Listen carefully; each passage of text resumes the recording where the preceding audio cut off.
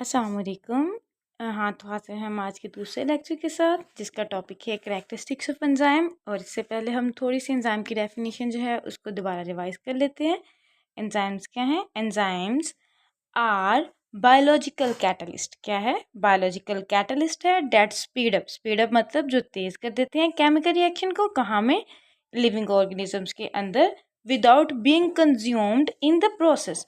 यानी खुद नहीं वो इस्तेमाल होते, बल्कि एंजाइम्स जो हैं वो रिएक्शन को तेज़ करते हैं, खुद वैसे के वैसे ही रह जाते हैं।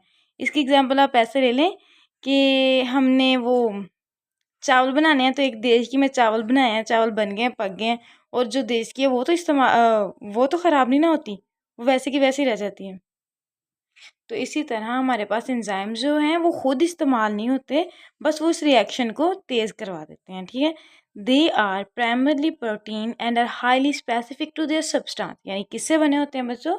ये प्रोटीन के बने होते हैं और अपने काम के लिए स्पेसिफिक होते हैं, हर सबस्ट्रेट के लिए। यानी सबस्ट्रेट वो चीज़ जिसको एंजाइम तोड़ फोड़ रहा है, जिसका रिएक्शन तेज़ कर रहा है, उसको सबस्ट्रेट बोलते हैं। तो एंजाइम जो होता है स्पेसिफिक होता है हर सबस्ट्रेट के लिए। ये नहीं कि एक ही तरह का एंजाइम होगा वो सबके साथ मिलकर उनको तोड़ देगा, नहीं। हर एंजाइम जो होता है वो अलग होता है, स्पेसिफिक होता है अलग अलग चीज़ों के लिए। अगर हमारे पास प्रोटीन है तो उसके लिए एंजाइम्स और होंगे, अगर हमारे पास अमाइनो एसिड्स हैं उनके लिए प्रोटीन्स और होंगे। सॉरी, अगर हमारे पास कार्बोहाइड्रेट्स हैं उनके लिए एंजाइम और होंगे, प्रोटीन्स के लिए और होंगे। आ जाएं अब करैक्टरिस्टिक्स पे, जो हमारा बेसिक टॉपिक है। तो करैक्टरिस्टिक्स में सबसे पहले आ जाता है हमारे पास केमिकल नेचर ऑफ एंजाइम। यानी कि एंजाइम जो हैं वो केमिकली किस चीज़ के बने हुए हैं, यानी कौन सा इसमें एलिमेंट है, कौन सा कंपाउंड है जिससे एंजाइम मिलकर बने हुए होते हैं। तो एंजाइम्स आर प्रीडोमिनेंटली प्रोटीन। यानी बुनियादी तौर पर एंजाइम्स क्या हैं? हमारे पास प्रोटीन्स हैं। और कितनी प्रोटीन इसके अंदर पाई जाती है बच्चों? तो इसके अंदर ऑलमोस्ट, प्रोटीन अमाइनो एसिड से मिलकर बने होते हैं ना, तो इसके अंदर 100 से लेकर 1000 तक अमाइनो एसिड जो है वो हो सकता है, जो कि मिलकर एक एंजाइम बनाता है। अगली को है कैरेक्टरिस्टिक्स ग्लोबुलर स्ट्रक्चर। यानी इसका मतलब ये है कि जो हमारा एंजाइम्स है most of the time goal सी उसका स्ट्रक्चर होगा। इस तरह समझ लो ये ग्लोबुलर स्ट्रक्चर है उसका। ठीक है। ये यहाँ पे उसका स्पीड अप करने वाली चीज़ है जो आके लगनी है, जिसको एंजाइम ने आके तोड़ना है। तो एंजाइम जो होता है बच्चों ये 3 डायमेंशन होता है। क्या होता है? 3 डायमेंशनल होता है। यानी 3 डायमेंशनल ऐसी चीज़ जिसकी लंबाई भी हो, ऊंचाई भी हो और चौड़ाई भी हो। ठीक है।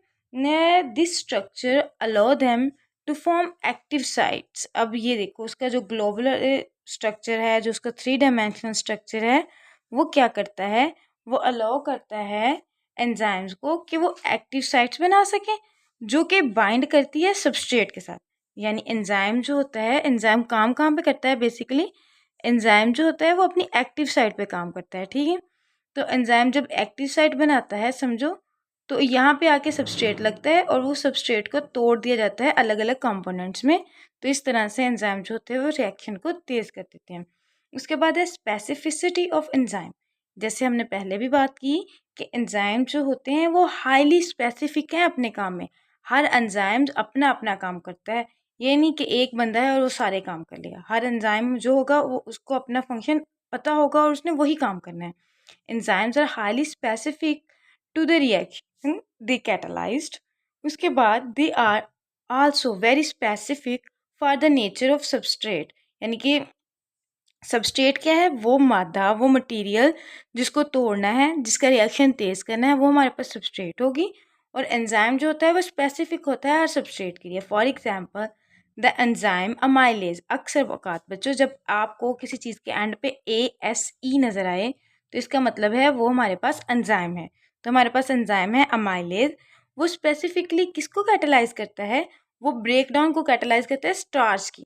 ठीक है। और स्टार्च को वो सिंपल शुगर में कन्वर्ट कर देता है। उसके बाद है हमारे पास, आप समझ लो बच्चों, क्लासिफिकेशन ऑफ एंजाइम्स भी किसको कह सकते हैं कि एंजाइम बेसिकली जो है वो 2 तरह के होते हैं। The first one is intracellular enzyme और the second one is extracellular enzyme. Intracellular enzyme कौन से होते हैं बच्चों? ऐसे enzymes are classified on the base of the location. अगर तो वो सेल के अंदर पाए जा रहे होंगे तो वो इंट्रासेलुलर होंगे। अगर सेल के बाहर, यानी वो अपनी सिक्रेशन सेल के बाहर खारिज कर रहे हैं, तो वो हो जाएंगे एक्स्ट्रा सेलुलर। इंट्रासेलुलर को आप समझें बच्चों, जैसे हम सांस लेते हैं तो हम वो सांस लेने का प्रोसेस हमारा सेल के अंदर माइटोकॉन्ड्रिया के अंदर, माइटोकॉन्ड्रिया की मेम्ब्रेन में हो रहा होता है ना। तो हमारे पास फंक्शन होता है माइटोकॉन्ड्रियल मेम्ब्रेन के अंदर, यानी सेल के अंदर। और ये सेल के अंदर है ना, तो ये हो जाएगा हमारे पास इंट्रासेलुलर। और जो हमारे पास मैदे की रिएक्शन, मैदे में हम खुराक खा के लेके जाते हैं ना, तो मैदे की दीवारें जो होती हैं वो एंजाइम्स जो हैं खारिज करती हैं मैदे पे, ठीक है ना, यानी मैदे वाली जगह पे।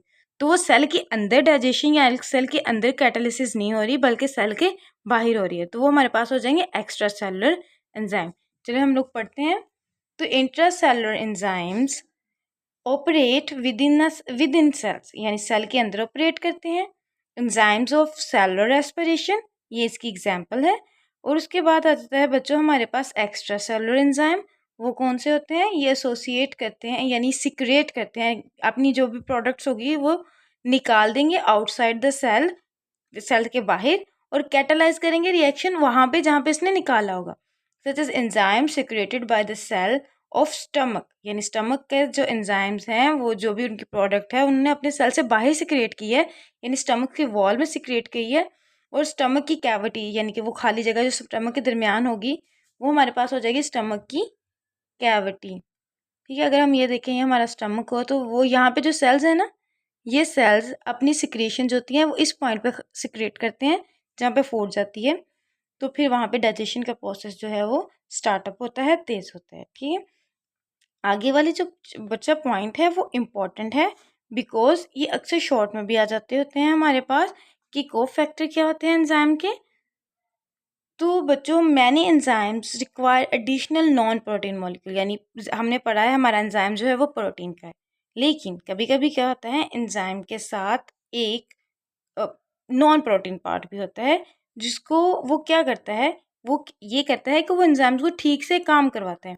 अकेला एंजाइम कुछ भी नहीं कर सकता जब तक उसके साथ कोफैक्टर नहीं होगा। Many enzymes require additional non protein molecules to be fully active, यानी एंजाइम को फुली एक्टिव होने के लिए एक नॉन प्रोटीन पार्ट की ज़रूरत है। उस वाले नॉन प्रोटीन पार्ट को हम लोग कोफैक्टर बोलते हैं। ठीक है, यानी एंजाइम जो है वो हमारे पास प्रोटीन का बना होता है, और थोड़ी सा पार्ट जो उसका है वो नॉन प्रोटीन का होता है, ताकि वो ठीक से काम कर सके एंजाइम। और वही नॉन प्रोटीन पार्ट जो है एंजाइम का, उसको हम बोलेंगे cofactor. There are two main groups of cofactor, यानी कोफैक्टर जो है हमारे पास दो तरह के हैं। एक हमारे पास हो सकते हैं बच्चों इनऑर्गेनिक, जैसे हम लोग केमिस्ट्री नहीं पढ़ते, ऑर्गेनिक केमिस्ट्री जिसमें CH वाले कंपाउंड होते हैं, और इनऑर्गेनिक जिसमें CH के अलावा बाकी कंपाउंड होते हैं। तो कार्बन और हाइड्रोजन के अलावा जो बाकी कंपाउंड्स होते हैं उनको हम बोलते हैं इनऑर्गेनिक। तो हमारे कोफैक्टर जो हैं वो भी इनऑर्गेनिक भी हो सकते हैं और ऑर्गेनिक भी हो सकते हैं। तो यहाँ से हमारे पास इनऑर्गेनिक कोफैक्टर की डेफिनेशन हो जाएगी, इट इंक्लूड मेटल आयंस, जो मेटल के आयन है, जैसे हम लोग कहते हैं Hb आयरन, वो हमारा एक्चुअली को एंजाइम है, जो एंजाइम जो हेमोग्लोबिन के साथ लगा हो, सॉरी RBCs के साथ लगा हुआ है, जो कि खून में ऑक्सीजन की ट्रांसपोर्ट करवाते हैं। Inorganic cofactor include metal ion like iron and magnesium. और ऑर्गेनिक कोफैक्टर फर्दर आगे दो टाइप के हैं, एक है प्रोस्थेटिक और कोएंजाइम, और एक है हमारे पास coenzyme. Prosthetic group and coenzyme. Prosthetic group में क्या होगा, प्रोस्थेटिक ग्रुप जो होते हैं वो टाइडली यानी सख्ती के साथ बाइंड किए होते हैं, किसके साथ? एंजाइम के साथ। एग्जाम्पल आर सर्टेन वाइटामिन्स, जिसमें बायोटिन भी आ जाता है, और हीम ग्रुप, हीम फॉर मतलब Hb हेमोग्लोबिन। ठीक है, और उसके बाद कोएंजाइम्स क्या होते हैं बच्चों, जो कोएंजाइम्स होते हैं वो लूजली बाइंड किए होते हैं, यानी प्रोस्थेटिक ग्रुप हमारे पास टाइटली बाइंड है, तो कोएंजाइम जो है हमारे पास वो लूजली बाइंड है एंजाइम के साथ, यानी हल्के से लगे हुए हैं एंजाइम के साथ। और ये क्या होते हैं, and may be release during the reaction, जब रिएक्शन हो रहा होता है ना उस दौरान वो रिलीज भी हो सकते हैं। तो इनकी एग्जाम्पल में हमारे पास कुछ वाइटामिन्स है, और NAD है, और NADP है। उसके बाद आ जाता है हमारे पास बच्चे एंजाइम्स का एक्शन। जो एंजाइम जो होता है बच्चों, उसका जो एक्शन होता है वो कम्प्लेक्स मेटाबॉलिज्म, यानी कि हमने कहा कि एंजाइम जो है वो स्पेसिफिक है, हर एंजाइम अपने काम के लिए स्पेसिफिक है। तो क्या होगा, हमारे पास मल्टीपल एंजाइम यानी बहुत सारे एंजाइम जो होते हैं वो मिल के काम करते हैं सीक्वेंस में। मतलब समझो यहाँ पे हमारे पास एक एंजाइम था, उसने ये कुछ चीज़ें तोड़ के दी हैं, तो वो चीज़ें जो हैं वो फर्दर जाएंगी अगले एंजाइम के पास, उसने वहाँ पे उसको अलग दोबारा तोड़ना है, उसके बाद जाएंगे वो उसके अगले एंजाइम के बाद, यानी इसकी जो प्रोडक्ट है वो इसकी सबस्ट्रेट होगी और इसकी जो प्रोडक्ट है वो इसकी सबस्ट्रेट होगी।